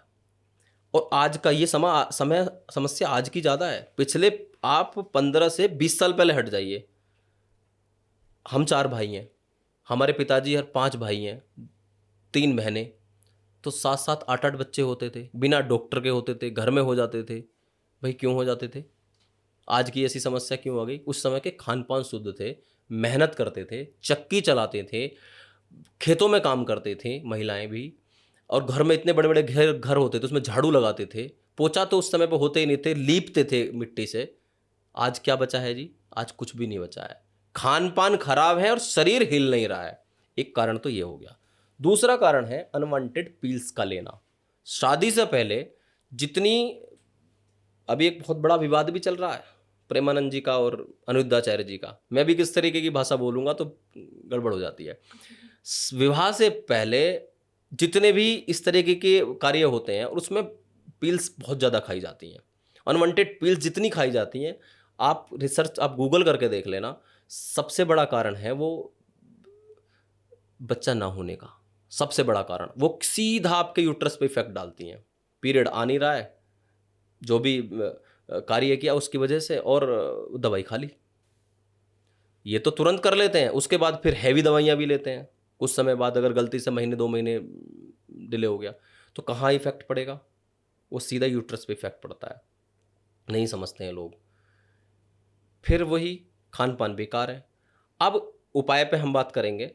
ये भी एक उपाय है कि इससे आप बचने की कोशिश करें। भाई अगर कोई नहीं दुनिया में, आप इन चीज़ों को नहीं आप मानते हो कि नहीं ठीक है नेचुरल ये सब हमें प्रेम है, स्नेह है, प्यार मोहब्बत में ये सब चीज़ें करनी है, तो भाई प्रोटेक्शन का यूज करो, सीधी सी बात है। आप बिल्कुल दवाइयों से बचने की कोशिश करिए। अगर आप अपने मैरिड लाइफ को आप चाहते हो कि मैं माँ बनूँ, मैं मेरे बच्चे हों, तो बाद में फिर पछतावा ना हो, इससे अच्छा है कि आप सावधानी बरतिए। डेली कुछ आसन है, सेतु बंधासन है, पवन मुक्तासन है, धनुरासन है, भुजंगासन है, सलभासन है, बटरफ्लाई है, बटरफ्लाई में अप डाउन है, चक्की चालन है, चप्पू चालन है, बहुत सारे आसन है, सूर्य नमस्कार भी है। इन आसनों को करो तो इससे आपके जो यूट्रस में गांठ है या इनफर्टिलिटी की प्रॉब्लम है, इससे आपको छुटकारा मिलेगा। साथ में दालचीनी आप ले लीजिए, दालचीनी सिनेमन, उसको आप सुबह सुबह उबालिए, लगभग जड़ी आप ले आओ, 1 इंच 2-3 इंच डालो पानी में। पाउडर भी आता पाउडर नहीं, जड़ी ले लीजिए, ज़्यादा अच्छा होता है। पाउडर पे तो आप सोचेंगे कुछ और भी मिक्स हो सकता है, तो जड़ी सीधा सीधा मिल जाती है, मसालों में मिल जाती है, खड़े मसालों में। तो उसको आप अच्छे से पानी में उबालिए, 1 गिलास पानी में आधा रह जाए उसको सिप सिप करके डेली पीना शुरू कीजिए। दालचीनी के फायदे इतने होंगे, एक तो कैंसर नहीं होगा। कैंसर भी बहुत आजकल बढ़ रहा है। कैंसर खासकर महिलाओं को ब्रेस्ट कैंसर से छुटकारा मिल जाएगा। दूसरा, जो भी बॉडी में कैंसर के सेल्स बनते हैं, मैं खुद, मुझे कोई समस्या नहीं है, मैं साल में 3 महीने तो दालचीनी का सुबह सुबह पानी पीता हूँ। कब पीना चाहिए? सुबह खाली पेट। क्या 12 महीने पी सकते हैं आप? 3 महीने पी लो लगातार, और कोई समस्या है तो 12 महीने पीजिए। लेकिन जिनको गर्मी की समस्या ज़्यादा होती है, क्योंकि थोड़ा गर्म होता है, तासीर गर्म होती है, तो वो सर्दियों में पिए। सर्दियों 3-4-6 महीने जितनी सर्दी पड़ती है आप लगातार पीजिए, बिना बात के पीजिए, कोई समस्या भी ना हो तब भी पी लीजिए। ये इतनी रामबाण औषधि है। भाई कैंसर से बचे रहोगे, पीसीओडी की प्रॉब्लम से बचे रहोगे, बॉडी के अंदर गांठें हो जाती हैं उनसे बचे रहोगे। एलोवेरा आंवला जूस पीसीओडी के लिए, पीसीओएस के लिए एलोवेरा आंवला जूस, और 30 ml आंवला, 30 ml एलोवेरा, 60 ml 60 ml गुनगुना पानी डालिए और सुबह सुबह खाली पेट पीजिए। और दोनों चीज़ पी रहे हैं आप, सिनेमन दालचीनी भी ले रहे हैं, तो बीच में 20 मिनट आधा घंटे का गैप कर लीजिए। पहले एलोवेरा आंवला पी लीजिए और फिर उसके बाद ये पी लीजिए। और ये जितने आसन मैंने बोले हैं, और लगभग 20 मिनट फिर से बोलूँगा, सुबह और 20 मिनट शाम कपालभाति बहुत ज़बरदस्त काम करता है इसमें। आपने कई और योग गुरुओं का पॉडकास्ट भी किया होगा और उन्होंने भी ये बात बोली होगी कि कपालभाति प्राणायाम षटकर्म की क्रिया है। फिर से बोल रहा हूँ, कभी मेरे साथ विवाद हो गया था, एक वीडियो हमारी वायरल हुई, मैंने कहा कि कपालभाति प्राणायाम धरती की संजीवनी बूटी होती है। तो लोगों ने, कुछ जो हमारे योग के कुछ विद्वान लोग हैं, तो उन्होंने लिखा कि कपालभाति क्रिया है, आप गलत बता रहे हैं। एक तो जयपुर की महिला ने हमारी उस वीडियो को उठाया और अपनी स्टोरी लगाई अपनी इंस्टाग्राम पे, और इंस्टाग्राम पे स्टोरी लगाई, ऊपर लिखा कि इनको कुछ नहीं जानकारी है और ये कपालभाति प्राणायाम होता है, प्राणायाम नहीं होता है, ये षटकर्म की क्रिया है। मैंने विनम्रतापूर्वक, मुझे वो पता चला, मैंने उनको मैसेज किया, मैंने कहा जी मुझे भी पता है षटकर्म की क्रिया है, 15 साल हो गए, मैंने 5 साल भी पढ़ाई की है, और ये षटकर्म की क्रिया है, लेकिन सांसों की क्रिया है, इसलिए इसको प्राणायाम बोल सकते हैं। स्वामी रामदेव जी 35-40 वर्षों से इसको प्राणायाम बोल रहे हैं। योगा टीचर तो ऑलमोस्ट जो भी सिखाते हैं, तो प्राणायाम सब जब प्राणायाम कराते हैं सब कपालभाति बोलते हैं, कपालभाति भस्त्रिका, ये सब एक्चुअल में नाम प्राणायाम है। उसका क्रिया में आता है, प्राणायाम के सीक्वेंस में आती नहीं है। लेकिन जब सांसों की क्रिया है तो प्राणायाम बोलने में क्या प्रॉब्लम है? मैं तो उनको बोलता हूँ आप लगे रहो इसमें। मैं तो कहता हूँ कि जिस सब प्राणायाम करो, कपालभाति करो, धरती की संजीवनी बूटी है। तो इसमें भी पीसीओडी में, पीसीओएस के अंदर प्राणायाम, खासकर कपालभाति प्राणायाम बहुत काम करता है। बस आपको करना क्या है, आपको भावनाएं बनानी है।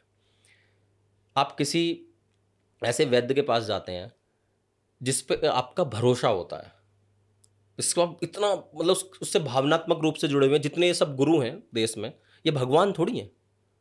आप प्रेमानंद जी कोई भगवान है? एक इंसान ही है ना। बस उनका, वो महापुरुष हैं, वो हम लोगों से थोड़ा सा ऊपर है, उनका सोचने का साधना, उनके जीवन की साधना है। अब हमारा उनके प्रति कितना प्रेम है, कितनी आगाढ़ श्रद्धा है। अगर प्रेमानंद जी अपने शिष्य को कहें कि ले कोई जाए उनके पास कि जी मेरे सर में दर्द है, मैं क्या करूं, और वो वहीं से उठा के अगर एक पुड़िया दे दें, उसमें राख भर के दे दें और वो कहेंगे जा इसे खा ले, तो उसका दर्द दूर हो जाएगा। हालांकि वो कहते हैं डॉक्टर के पास जाओ। एक बात बोल रहा हूं कि यदि आप श्रद्धा है किसी के प्रति, तो आप क्योंकि आप ना भावनात्मक रूप से जुड़ गए, और एक डॉक्टर के प्रति श्रद्धा नहीं होती आपकी, कई बार आपको डॉक्टर क्यों बदलने पड़ते हैं, अरे ये तो डॉक्टर अच्छा नहीं है, इसने दवाई अच्छी नहीं दी, उसकी दवाई नहीं लगती है हमें, जबकि दवाई तो सीधा काम करती ही है, उसका तो भावनाओं से लेना देना ही नहीं कुछ, उसकी भी दवाई नहीं लगती है, क्योंकि ये सब यहाँ से चलता है। ऐसे ही जब आप कपालभाति प्राणायाम कर रहे हो, तो उस समय पर एक एक स्ट्रोक के साथ अपने अंदर से अपने तो रोग बाहर फेंको, और साथ ही साथ परमात्मा से, भगवान से, ईश्वर से, अल्लाह से, गॉड से, जिसमें आपकी श्रद्धा हो, उससे मांगिए कि हे प्रभु, हे भगवान, मेरे संकल्प को पूरा कर दो, मुझे माँ बनने का शुभ अवसर प्रदान कर दो, मेरे इस वंश को आगे बढ़ाओ, मुझे एक बच्चा दे दो, मतलब इस तरीके की जो भी आपकी कामना, वो संतान की प्राप्ति हो जाए, ये भावना मन के अंदर परमानेंट बनी होनी चाहिए। तो जैसा आप सोचेंगे, जैसा विचारेंगे, जैसा आपके मस्तिष्क में चल रहा होगा, वो निश्चित रूप से भगवान भी सुनेंगे, और वो वहीं, क्योंकि वैसे ही हार्मोन्स का सिक्रेशन, वैसे ही केमिकल्स रिलीज होने लगते हैं जब आप जो सोचते हो। कपालभाति में आपकी श्रद्धा तो है नहीं, और कपालभाति करना पड़ रहा है क्योंकि हमने बोल दिया। आज अब कुछ लोग इस वीडियो को देखेंगे, अरे नहीं, योगी जी ने कहा कपालभाति करने से तो बच्चा पैदा हो जाता है। वो कब होगा? जब आपकी उसके प्रति श्रद्धा होगी। मेरे प्रति श्रद्धा ना हो चलेगा, पर कपालभाति योग के प्रति श्रद्धा होगी तो आपका निश्चित रूप से वो संकल्प पूरा हो जाएगा। और हर एक रोग में मैं कहता हूं, आप जैसे अनुलोम विलोम कर रहे हो, एक नाक से लिया तो शक्तियां अंदर गई, ब्रह्मांड की पूरी एनर्जी अंदर गई, दूसरे से छोड़ा तो आपने जितनी नकारात्मकता है वो बाहर छोड़ दी। काम, क्रोध, लोभ, मोह, ईर्षा, द्वेष, छल, दम, पाखंड, जितना भी आपके अंदर कचरा भरा हुआ था, तो कार्बन डाइऑक्साइड के साथ सब बाहर आपने छोड़ दिया। फिर दूसरे से उससे भरा, और फिर ऐसे ही ब्रह्मांड की पॉजिटिव एनर्जी, सकारात्मकता, उत्साह, धैर्य, साहस, प्रेम, करुणा, दया भरते चले गए। फिर दूसरे से आपकी नेगेटिविटी बाहर छोड़ते चले गए। तो ये प्राणायाम तब काम करते हैं। अब यहाँ से क्या होगा जी?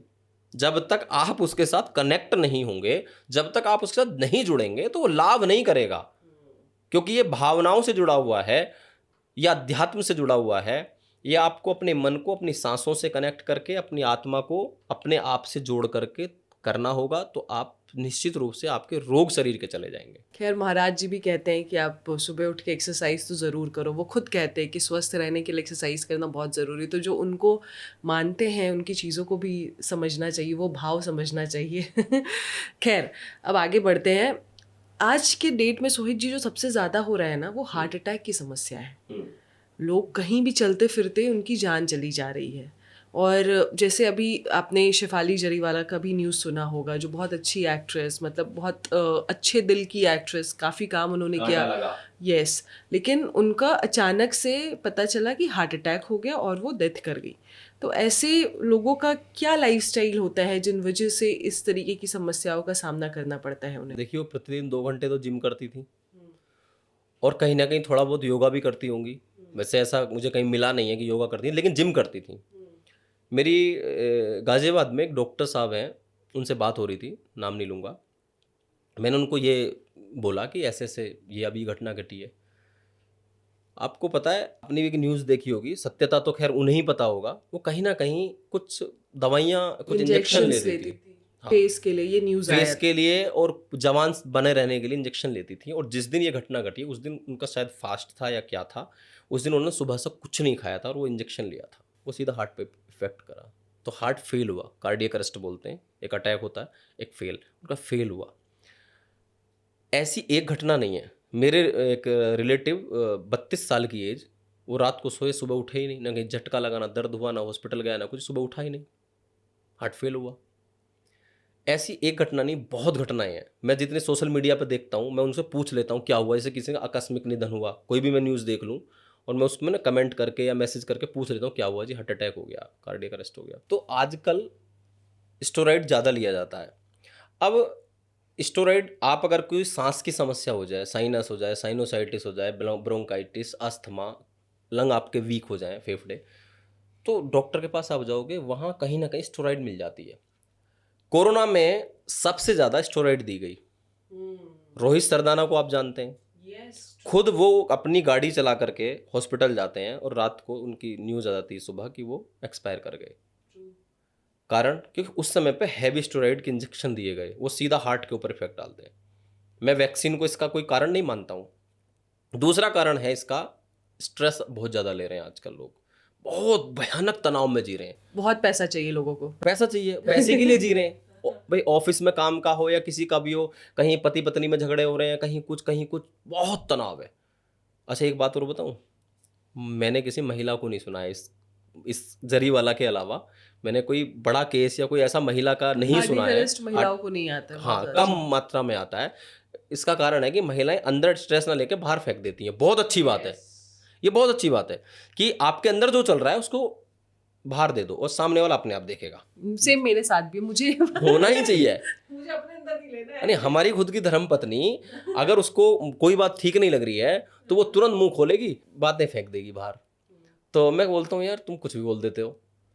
तो फिर मुझे ये लगता है कि ठीक है, अंदर रखने से तो अच्छा ही है। मैं भी कुछ ऐसा ही हूँ और मैं इस चीज़ को अपना अच्छा मानता हूँ कि अंदर कुछ भी चल रहा है उसको, जिसको सौंपना उसको सौंप दो, बुरा तो ना लगे किसी को, पर बाहर निकाल दो। कम से कम उसको लेके बैठे रहोगे, कोई भी बात मुझे पता चलेगी। तो मेरे कुछ ऐसे दोस्त हैं कि किसको क्या बताना है, किसको क्या बताना है, उसको मैं सब कुछ बता देता हूँ, अपने पास कुछ नहीं रखता हूँ। तो कहीं से सपोर्ट मिलती है। अगर आप नकारात्मकता में हो, आप डिप्रेशन में हो, तनाव में हो, आप परेशान हो, किसी को बताओ। अगर वो ये बोलेगा अरे चिंता मत कर मैं खड़ा हूँ, इसमें आपको बल मिल जाएगा।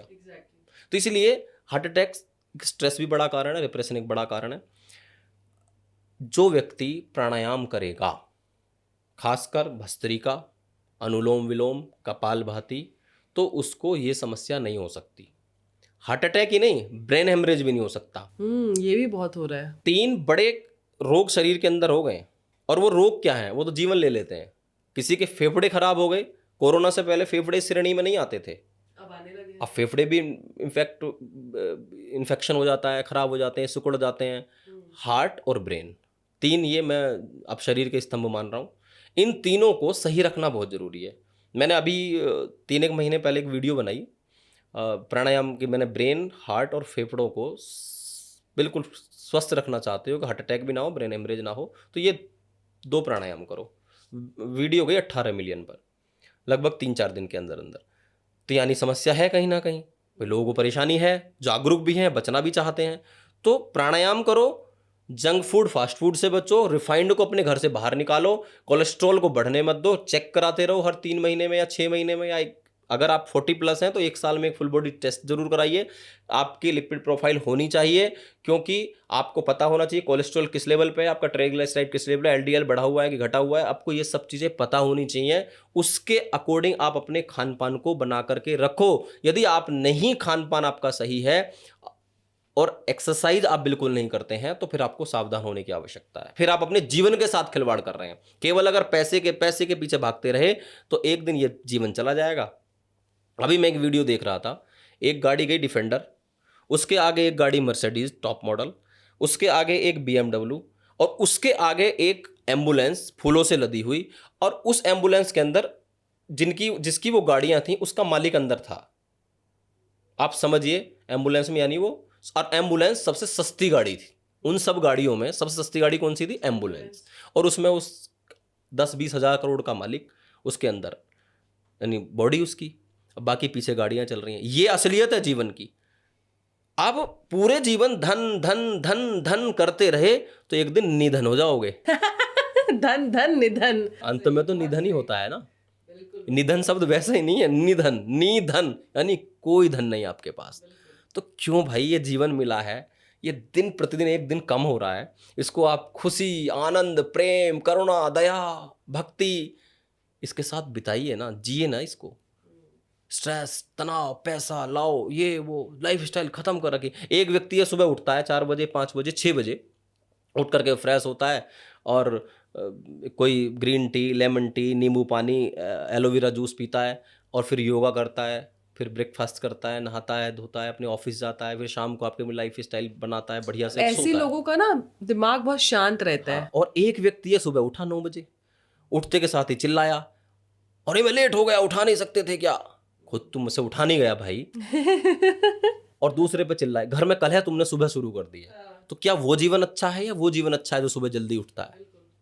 तो जीवन, ये हार्ट अटैक को मैं इसलिए कहता हूँ, ये हार्ट अटैक कोई बीमारी तो नहीं है, पर आती है तो खत्म हो जाता है। जीवन और मौत किसी के हाथ में नहीं है, परंतु कुछ साधनों से सावधानी हटी, दुर्घटना घटी वाली स्थिति ना हो, सावधान रहने की आवश्यकता है। एक एक मिनट, एक एक पल सोच समझ के आपको खाना है। सड़क के किनारे खा लेते हैं समोसा, कभी सोचते हैं कितनी खतरनाक मैदा उसके अंदर है, तला हुआ वो है, उसके अंदर आलू भी है, और आलू भी मार्केट का सबसे सस्ता वाला मिलेगा, उसका भी छिलका नहीं उतरा होगा, अंदर से काला पड़ा होगा, उसको खाते हैं। और रिफाइंड में सबसे खतरनाक चीज, गुजरात के अंदर एक मेरे क्लाइंट है, उनकी रिफाइंड की बहुत बड़ी कंपनी है, नाम नहीं लूंगा, कई हजार करोड़ की कंपनी।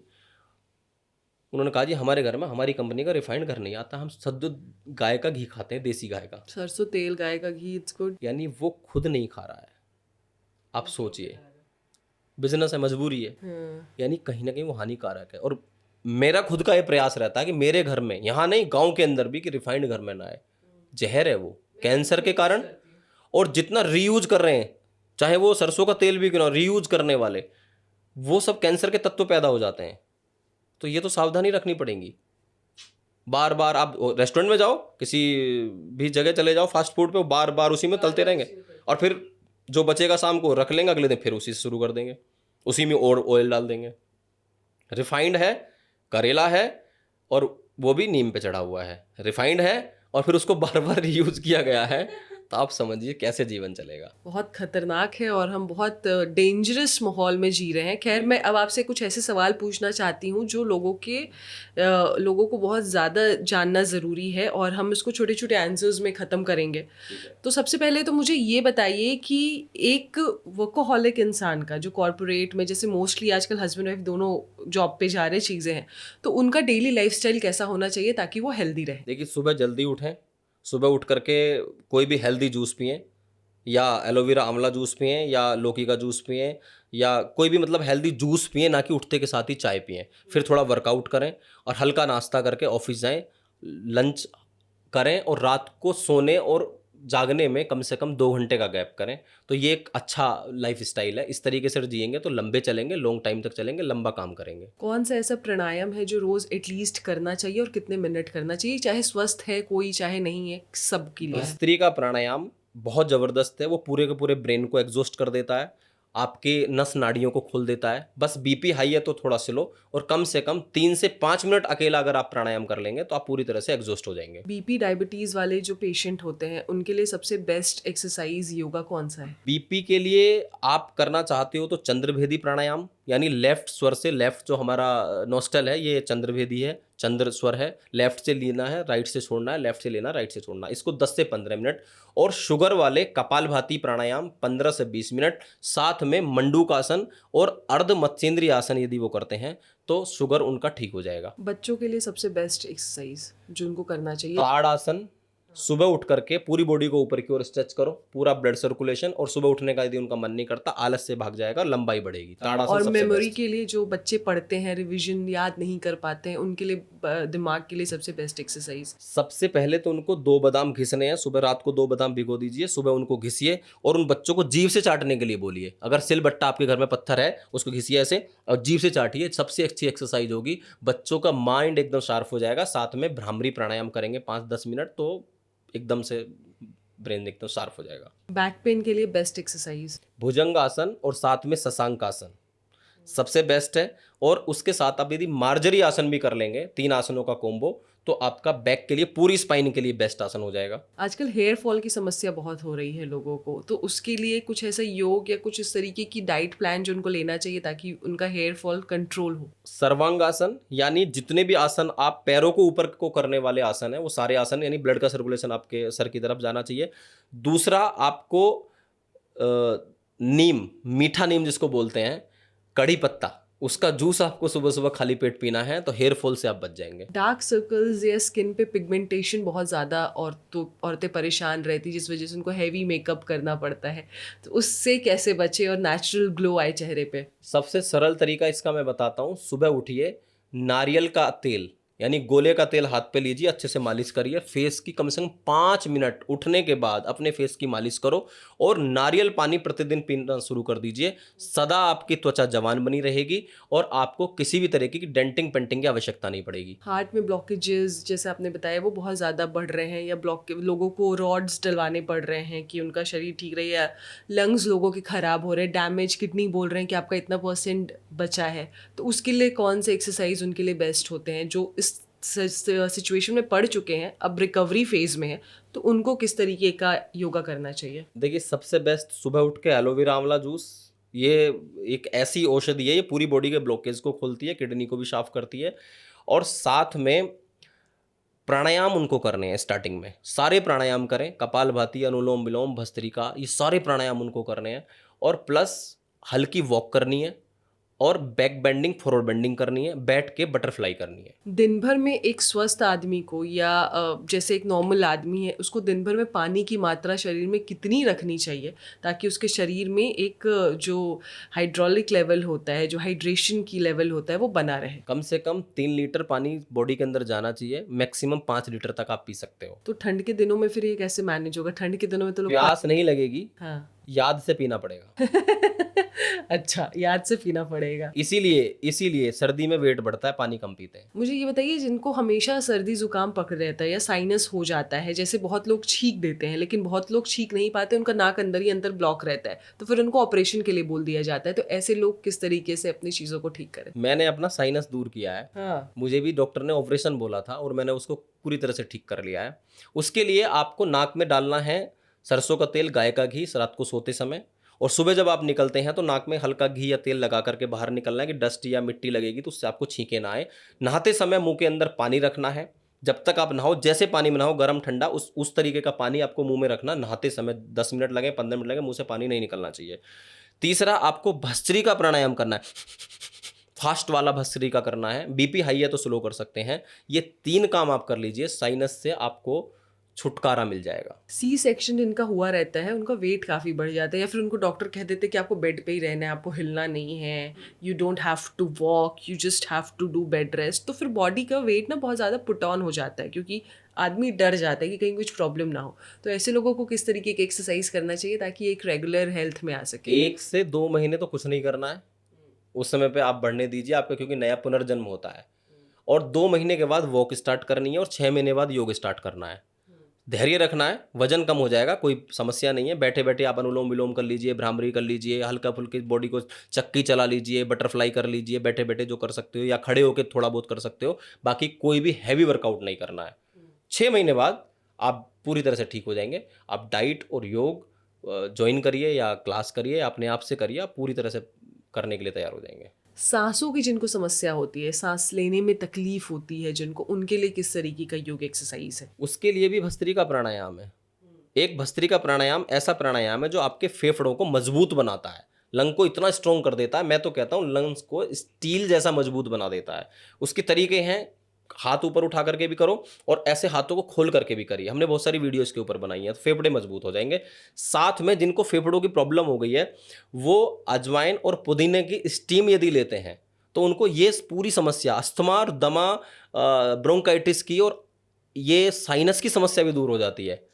अजवाइन और पुदीने की स्टीम लेने से सुबह शाम दोनों समय लीजिए। एक और आखिरी चीज़, जिनको योगा करने में आलस आता है और जो योगा नहीं करना चाहते, उनके लिए आप क्या कहना चाहेंगे कि वो किस तरीके, अगर वो नहीं कर रहे तो ऑब्वियसली अपने बॉडी को पूरा ये कर रहे, मतलब ऐसा होता है ना कि लोग एक दिन में पूरा अरे कल से तो मैं देखो मैं अपनी दुनिया बदल दूंगा, तुमको 10 दिन में बताऊंगा मेरा वेट कितना कम हो रहा है, लेकिन एक दिन करने के बाद लोगों की खटिया खड़ी हो जाती है और फिर बोलते नहीं भैया मुझसे तो नहीं हो पाएगा, और फिर वो ऑनलाइन क्लास में भले पैसा भी दिए हो लेकिन फिर भी क्लास नहीं करते हैं या ऑफलाइन क्लास जाना नहीं चाहते हैं। तो ऐसे लोगों के लिए आप क्या कहना चाहेंगे? ऐसे लोग एक बार हमें ज्वाइन कर लें, हमारी क्लास नहीं छोड़ेंगे।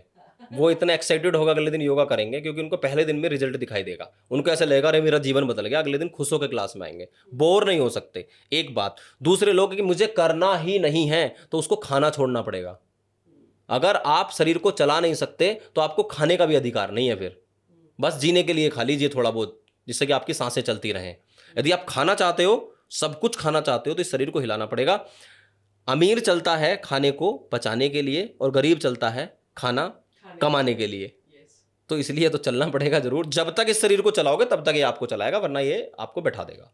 बहुत बड़ी बात आपने बताई है, क्योंकि इस तरीके से लोग ना बहुत ज़्यादा परेशान हो जाते हैं, लेकिन उनको लगता है कि उनकी लाइफ में कुछ खुशी नहीं है, लेकिन वो खुद पे कुछ वर्कआउट ही नहीं कर पा रहे हैं और उन चीज़ों को नहीं कर रहे हैं। अच्छा, आप मुझे एक चीज़ और बता दीजिए कि आपको अगर कोई ज्वाइन करना चाहता है, क्योंकि आपके मिलियंस में व्यूज़ हैं और लोग आपसे बहुत ज़्यादा क्योंकि इसलिए भी व्यूज़ है क्योंकि एक्चुअल में लोगों को हेल्प मिल रही है, तो सबसे पहले अगर आपके मन में ये डाउट है कि सोहित योगी कितने दिन में ट्रांसफॉर्मेशन लाते हैं, तो सीधे उनसे ही पूछ लेते हैं एक और आखिरी सवाल के रूप में कि सोहित योगी कितने दिनों में लोगों के अंदर ट्रांसफॉर्मेशन लाते हैं। देखिए, वैसे तो हमारे यहाँ जितने भी लोग ज्वाइन करते हैं उनका जीवन एक एक महीने में बदल जाता है, पर मैं ये कहता हूँ इतनी जल्दी नहीं होनी चाहिए दिमाग में। यदि आपने 10 सालों में वजन बढ़ाया है तो कुछ महीने हमें भी दो। अगर कोई ये कहता है कि मैं एक महीने में 20 किलो कम करूंगा, 15 किलो कम करूंगा, ये गलत मिथ है। इसको ऐसा नहीं करना चाहिए, और कोई कर रहा है तो वो गलत कर रहा है, कहीं ना कहीं बॉडी के साथ खिलवाड़ हो रहा है, वो बॉडी वीक हो जाएगी। तो हमारे यहाँ अगर किसी को वेट कम करना है तो 3 किलो से लेकर के 10 किलो तक एक महीने में हो जाता है। मैं 10 किलो के लिए बोलता नहीं हूँ पहले कि होना नहीं चाहिए, 3 से 5 किलो वजन स्टैंडर्ड है, हो जाए इतना अच्छा है। साथ में और जितने भी रोग, आपके लीवर की प्रॉब्लम है, आपको कोलेस्ट्रॉल की प्रॉब्लम है, या आपको और भी बैक पेन है, ये सब धीरे धीरे हमारे पास। अभी कल एक कॉल आया मेरे पास, बोली कि सर मैंने आपकी क्लास ज्वाइन की 1 महीना हुआ है, मुझे डॉक्टर ने नीचे बैठने के लिए मना कर दिया था, अब मैं नीचे बैठती हूँ, आपकी क्लास में भी बैठती हूँ और सारे योगा करती हूँ, मेरे अंदर, मेरी बैक में, मेरे नी में, दोनों पूरी तरह से दर्द खत्म हो चुका है। तो मैं आपको किस शब्दों में धन्यवाद करूं। मैंने कोई बात नहीं, ये तो सब योग का चमत्कार है कि मैं सर आपको ना पूरे आप जब तक आपके जीवन में योगा क्लास चलेगी, जब तक मैं जीवित हूं, मैं आपकी क्लास नहीं छोड़ूंगी। तो हमारे यहाँ 90% लोग सब रिपीटेड होते हैं और वो सब योगा करते हैं, डेली रेगुलर योगा क्लास करते हैं। 5 बजे सुबह बैच स्टार्ट हो जाते हैं और 11 बजे तक रहते हैं, फिर शाम को 5 बजे स्टार्ट हो जाते हैं, 8 बजे तक रहते हैं। 7-8 बैच दिन भर में होते हैं। तो जीवन बदल जाएगा, आपको लाभ तो 10 दिन में मिलना शुरू हो जाएगा, पर महीने 2 महीने मत करो, चाहे मेरे साथ करो या किसी और के साथ करो या अपने आप करो, किसी की वीडियो देख के करो, जीवन का हिस्सा बनाओ। Yoga is for the life. जैसे खाना जरूरी है, सोना जरूरी है, ऑफिस जाना जरूरी है, ऐसे ही आपको योगा भी जरूरी है। यदि आप सही, स्वस्थ, निरोगी रहना चाहते हो, जो व्यक्ति 24 घंटे में 24 मिनट अपने लिए नहीं निकालेगा, योग नहीं करेगा, प्राणायाम नहीं करेगा, वो निश्चित रूप से आज नहीं तो कल डॉक्टर वैद्य हकीमों के चक्कर काटेगा। और काट भी रहे। और ऐसा नहीं है कि आप योगा आज ज्वाइन किए और आपको रिलीफ मिल गया, जैसे इन्होंने बताया कि वो नीचे बैठने लगी, तो इसका मतलब ये नहीं है कि वो योगा फिर छोड़ देंगी तो फिर वो सिचुएशन नहीं आएगी। बिल्कुल आ सकती है उनके लाइफ में, तभी वो प्रॉब्लम सॉल्व है क्योंकि वो योगा कर रहे हैं। तो आपको अपने लाइफ में योगा ज़रूर अपनाना है। और अगर आप सोहित योगी जी क्लास को ज्वाइन करना चाहते हैं, मैं एक चीज़ आपको फिर से बता दूं कि सोहित योगी जी वर्चुअल क्लास देते हैं और वर्चुअल क्लास में इन्होंने लोगों की ज़िंदगी बदली है। ये कोई ऑफलाइन क्लासेस नहीं देते हैं, सारे ऑनलाइन क्लासेस में इन्होंने लोगों को। नहीं, हम प्लान कर रहे हैं अभी नोएडा में योगा सेंटर का। हाँ, लेकिन अभी तक तो आपने ये किया, मान लीजिए कि आपके जो क्लाइंट्स हैं जो दिल्ली एनसीआर में नहीं रहते, जो बाहर रहते और ये सोच रहे कि आप वहाँ पे आके, तो सोहित जी को आप तक आने की ज़रूरत नहीं है, आप सोहित जी की क्लास को ज्वाइन कर लीजिए। सोहित जी आपको बिल्कुल ट्रांसफॉर्मेशन देंगे। और अगर आपको ज़्यादा जानना है तो आप इनके फेसबुक, इंस्टाग्राम, यूट्यूब पेज पे जाके इनके वीडियोस को देख सकते हैं और इनका नंबर वहाँ पे अवेलेबल है। आप वहाँ से जाके सीधे कांटेक्ट करके बैच को ज्वाइन कर सकते हैं और अपने लाइफ में ट्रांसफॉर्मेशन ला सकते हैं। Thank you so much Sohit ji, बहुत मज़ा आया आपसे बात करके, बहुत सारी चीज़ों पर जानकारी मिली। ट्रस्ट मी, अगर ये पॉडकास्ट किसी ने पूरा देख लिया ना तो उसको अपने एक एक रोग का पता चल जाएगा, क्योंकि हमने शायद एक एक रोग के बारे में ऊपर से नीचे तक हमने बात कर ली कि क्या चाहिए और क्या नहीं चाहिए। इसके अलावा कोई और क्वेरी है, कोई और क्वेश्चन है, योगा से जुड़ी हुई और जानकारी चाहते हैं, तो आप सीधे इनसे संपर्क कर सकते हैं। मैं मिलती हूँ आपसे अगले पॉडकास्ट में कुछ नए गेस्ट के साथ, अनफिल्टर्ड वे में इसी तरीके से बात करने के लिए। धन्यवाद।